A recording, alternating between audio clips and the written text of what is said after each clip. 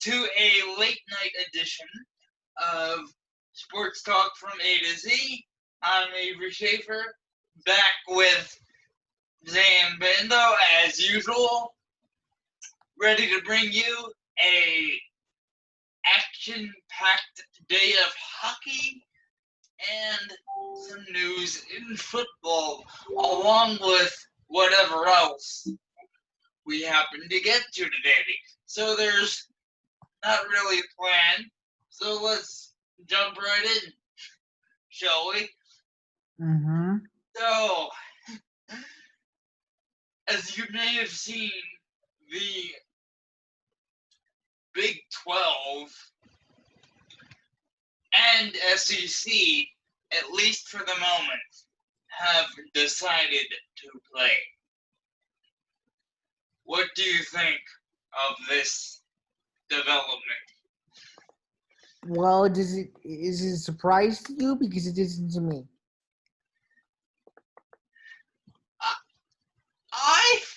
I thought everyone would follow suit with the Big Ten, honestly, because some of the biggest college football programs are in that Big Ten conference.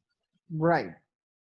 So I thought that everyone would follow suit with the Big Ten, but apparently that didn't happen. So you say it wasn't a surprise to you? Why not? I mean, it wasn't a surprise to me because they never gave any previous indications that they wouldn't be playing. And the SEC made sure to move their season to September 26th so they could have a better chance of playing after figuring out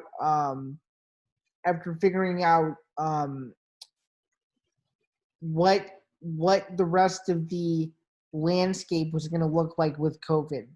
So they were strategic in thinking, okay, if we wait a few more weeks, maybe this virus is different in 4 weeks. We don't know. So they want to do everything they can to play. Is basically the conclusion I got. Which I mean, as a college football fan, I'm not complaining. At least I get to see some football this fall. But what sort of protocol are they going to have in place? Well, I don't think that's public knowledge, but I mean, if an ACC doctor is saying publicly that it's safe to play football, I mean, what does that tell you? Clearly, the Big Ten was either misguided or too influenced by the president, or I don't know what. But the players and coaches, as I said on Tuesday, which now nobody will get a chance to watch because we forgot to record it. I made it clear on yesterday rather, that um that the Big Ten, I think they were influenced by the president. All the coaches and ADs um wanted to play and did everything they could to ensure that they were going to play, and the presidents deemed it not safe to do. So I don't know. Like I think the Big Ten was too early in their announcement to cancel all fall sports, because Now, this doesn't just affect the players or the coaches and everything else. It affects me with my role at Fighting Atlantic Productions and various other monotony of things. So this is a wider ranging thing that occurred, and hopefully they can figure it out for the spring. But I just think I think it's really unfortunate that it's not taking place in some form. Um, I think they could have moved it. I think they could have waited it out. I think they could have said no, we don't have an announcement. But I don't know. could you have It's a good segue into our what? could you have Sorry, go ahead. theoretically bubbled college football? Would that have worked? I don't believe you could have done that. No. But Um, I think for basketball, they're going to have to figure out something, because if they don't, there's no way that basketball will happen unless you do some sort of a bubble. Because that's the safest way to do it. You have to, in my opinion, you get a central location in the Big Ten, like Champaign or like East Lansing, one of those where you bring in all the Big Ten teams, you put them in a bubble, you make them take all online classes, you test them regularly, and you all play a round robin Big Ten schedule to determine who wins the conference, and you do it all at the same neutral site, and you just have games all throughout the day, every day, similar to the NBA. You can do eligibility checks and all that, but I think there has to be some sort of bubble for college basketball, or else I don't see how it can work. um, Now, to bring this outside of the sports world a little bit, um, you mentioned that a bubble. You just mentioned that you don't think a bubble is a viable solution for a lot of college sports. Now, San Francisco Giants fans, you might want to close your ears on this, because one of your stars of yesteryear posted some, shall we say, inflammatory comments on his Twitter account about mask wearing, testing, and all of that, and bubbling. From what I could tell from the video, what Aubrey Huff said was just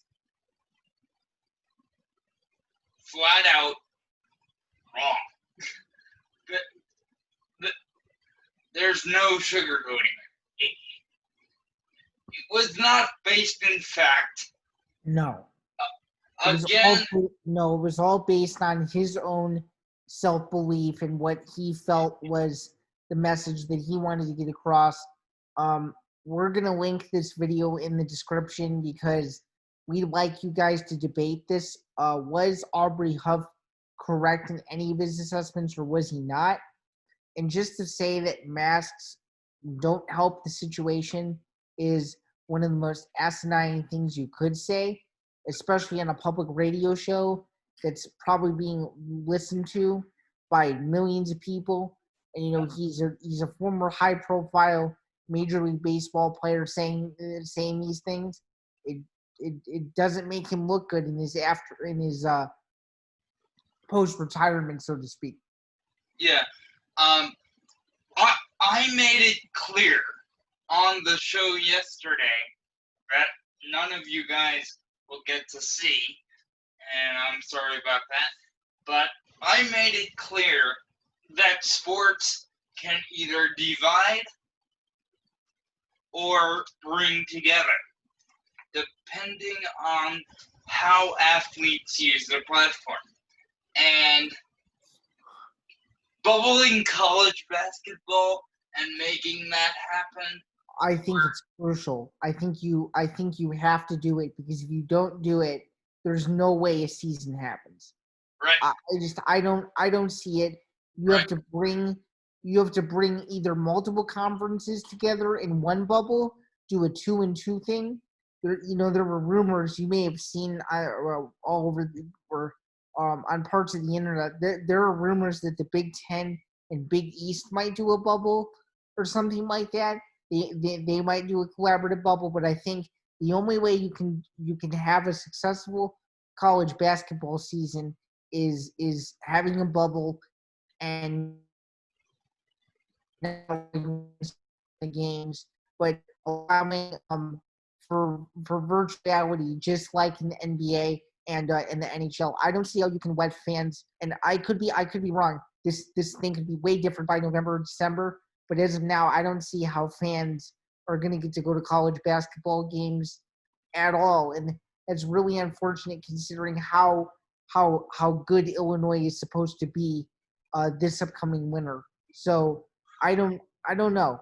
I think it's going to be very interesting. I know I'm digressing, but you may have also read that the Illinois High School Association did say that for the foreseeable future, when high school basketball is back in session again, that there would most likely not be your annual holiday tournaments that take place over Thanksgiving and Christmas. That it would just be games at whatever sites they would take place at with limited fans or no fans and only essential people there. It's going to be very, very interesting to see how this kind of transpires, especially since, speaking of high school, there is going to be high school football around the country, and if that will even get off the ground, yes, there will. There will be high school football in various states, specifically in Iowa, starting August 21st with Week 1. Wow. So you mean to tell me the college football season is on the ropes, but the high school football season is in various states, they are going forward as normal. Now, in the state of Illinois, you may have seen they flipped some of the sports from the fall to the spring. The most notable one being football, starting in March, is what they said, and they moved the basketball season to November 30th. So they didn't cancel these. They just moved them back.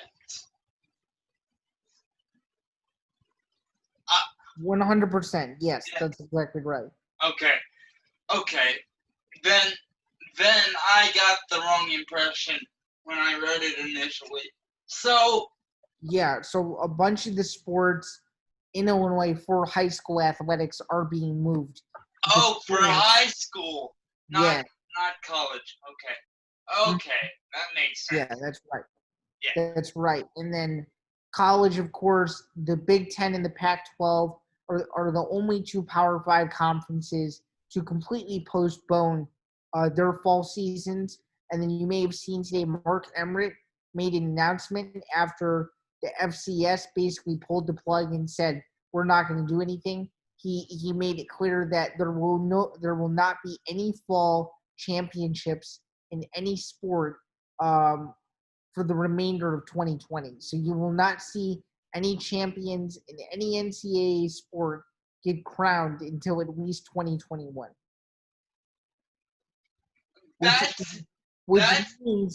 Which probably means, now it's not official yet, but this probably means that college football in any capacity will probably not occur if that is where he's going with it. It's not entirely clear, but I think it's very interesting to see some of these conferences rival each other in their beliefs of if they want to play or if they don't.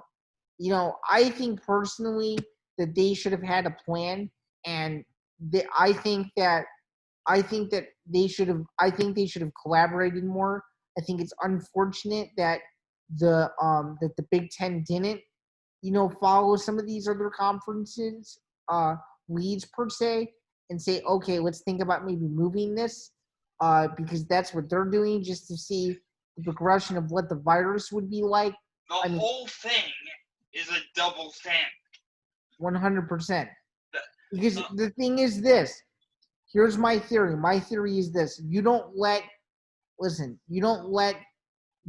sports happen, okay? You don't let sports happen if there is no in-person class. The same goes the other way. We shouldn't be in-person class if there are going to be sports around the country. It doesn't make sense. You either have in-person and sports or you have remote and no sports at all. It doesn't make any sense. Why in the world would you send these players back to workouts when they don't even know if they're going to be playing. How, like, I don't understand the logic behind it. And also, I think it's super terrible on the part of the Big Ten that they decided to release a schedule 1 week ago today saying that, yes, we will have a modified 10-game football season, and 1 week later, boom, it's gone like that. There's no more modified 10-game season. It doesn't make any sense. I can't give you an update because I don't really know what's going on. The way collegiate conferences have handled the coronavirus is absolutely horrible. Absolutely terrible. To the point where I follow this stuff about as closely as you can, and I don't know what's going on. No, I don't think anybody knows. Neither of us do. I just don't get it. I think you either do it or you don't do it, and you do it to the fullest extent that you can. And if that means having no people in the stands, who cares? If they're willing to be tested and they feel strongly enough that they would like to compete, they should be given every opportunity to compete. That's my theory. Look, the world is starting to open up. Yes, we're still in super traumatic times. This is of historical proportions, but at some point or another, you have to think about the longer term. We can't wait, and this is in no way political at all, but we cannot wait for a vaccine to go back to normal. We have to go back to normal in some form. The way to go back to normal is figuring out how to master this bubble concept. The NBA has 0 positive cases. The NHL has 0 positive cases. They're doing it. It works. The UFC had, for all the guys who fought on Fight Island, they had 0 positive cases for any guy who fought on Fight Island in the span of 2.5 weeks. They are doing it. It's working. And this is something that the NFL is going to have to figure out.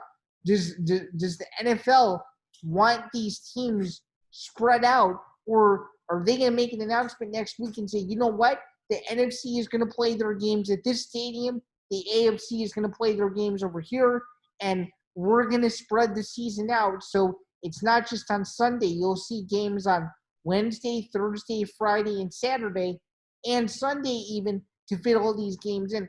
I'm no expert here, but I think that that's the safest bubble you could do. Have the NFC in one region, the AFC in another, and then you play the season. Okay, so I'm going to ask you a non-sports related question, but it has a lot to do with what you just said. And that is, Russia claims to have a vaccine out for this thing. I don't believe it at all. I don't believe it at all. No.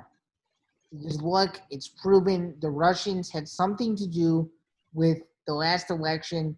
There's no way in the world, with how corrupt they can be, that there is a legitimate vaccine out for the coronavirus.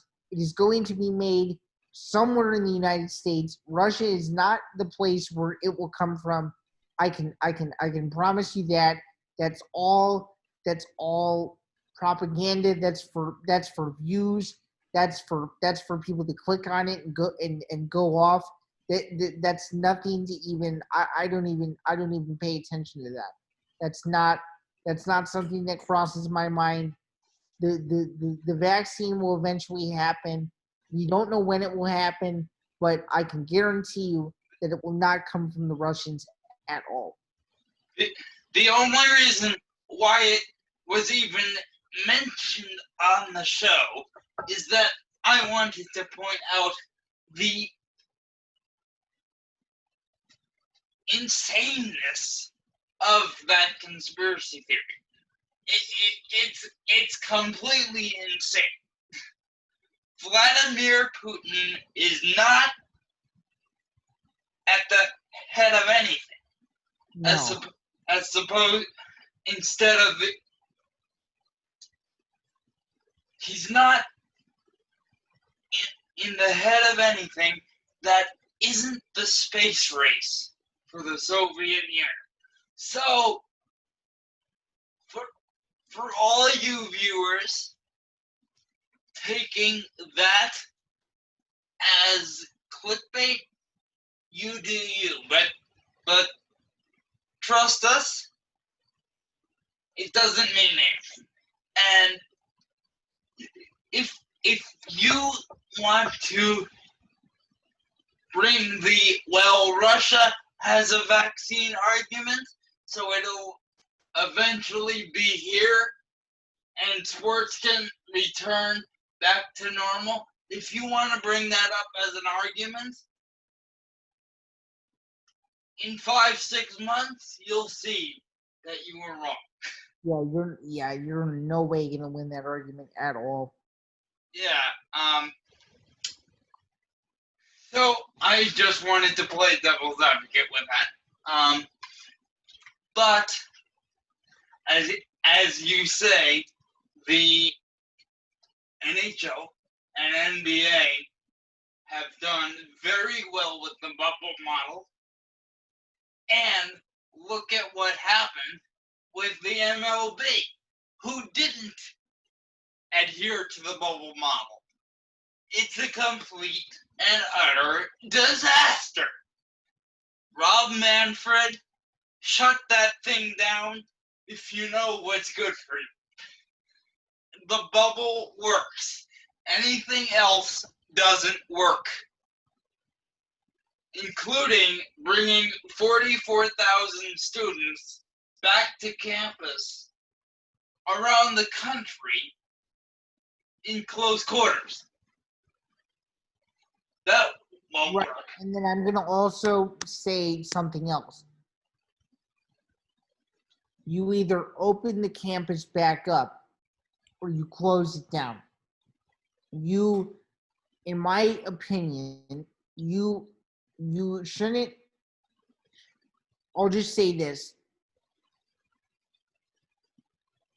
I'll just say this. You should not in any way, shape, or form say that certain people cannot return and not have that option. So what I'm trying to say is that there needed to be a strategic plan. I understand all colleges are different, but at some point, America's got to come together and be like, what are we doing here?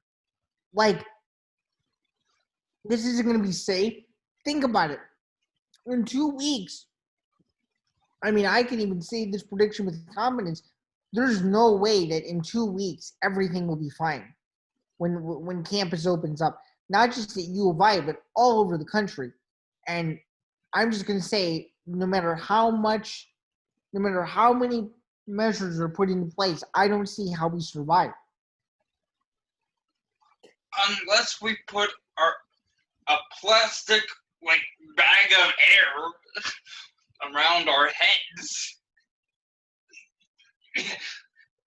What are people thinking? 22-year-olds are not going to do social distancing. It's not going to happen. Nope, 100%. Nope. I made this point on the practice run of the show yesterday. That by opening up college campuses, you are putting the health and safety of teachers and students in the hands of several 22-year-olds who are known to do risky things. You cannot play football. You cannot open sports stadiums. You cannot do anything that requires a gathering of over over 15 people anywhere. 50 people. 50 people. 50 people. That should be even lower to me. Yet the whole world can't shut down. So we have to figure this out, and we have to figure it out quickly. I couldn't agree more. So the last thing I'll get to today, because I've spent a lot of time harping on football, is what did you think about the NHL play today? Like, what did you see out of it all? Overall, the NHL has done a phenomenal job. The playoffs have been exhilarating. They've been super exciting. Every day brings something different. I think you're going to see some very interesting series. Just considering in the pandemic, these teams that wouldn't have made it if we weren't in a pandemic, and just seeing how resilient some of these, qualifying round winners are, and or have them been playing. It would have been nice to see the Blackhawks win today to tie up the series with Las Vegas, but they almost did. They almost did. They almost did. That's for sure. But I'm interested to see how Game 3 goes. It's a must-win because I think if they lose that one, there's no way they're coming back from 3-0 down to win that. So it's crucial that they win Game 3. I think Columbus and Tampa is going to be an absolutely fantastic series. I think there's going to be so many fun games over the next several days and weeks to come. You're going to be in for a treat. I think the NHL has done a tremendous job. And just a quick note: this Phoenix Suns bubble run has been absolutely phenomenal, and I really hope that they can qualify for that play-in game because they sure as heck deserve that. Because wow, they played out of their mind. And the best player in the bubbles are Damian Lillard, who dropped 61 points the other night. Crazy. And Devin Booker. That kid. Yeah, Devin Booker is playing like he's from another planet. Yeah, he is. He's unbelievable. I remember watching him in Kentucky. Right? You went to Kentucky, right? Right. Yeah. Right. I remember watching him under Calipari, and he was one of the best players on those teams. Like, Devin Booker was the Marcus Page of Kentucky. Speaking of the Suns, who won earlier today against the Mavericks, the Suns need a Brooklyn Nets win to qualify for the play-in game, and so far it's the second quarter, and just as a heads up, Portland is up by 3, 60-57, near the end of the first half. So if Brooklyn can come back and win, Phoenix will qualify for the play-in game to try to be an 8 seed in the Western Conference. And just before the show, if I could throw in another update there, I don't know if this is still the case, but the Cubs' Yu Darvish was throwing a no-hitter. So I'll check back in on that and keep you guys updated. But for now, we were a little helter-skelter. Hope you stayed with us. Thank you for listening to another episode of Sports Talk from A to Z. I'll have this up tomorrow. As always, follow us on Instagram for Zain Bando. I've been Avery Schaefer. Thanks for listening. Good night. Good night, and have a great one. We'll look forward to seeing you back for a regularly scheduled episode next Tuesday. Thank you very much. Here's the answer you were looking for.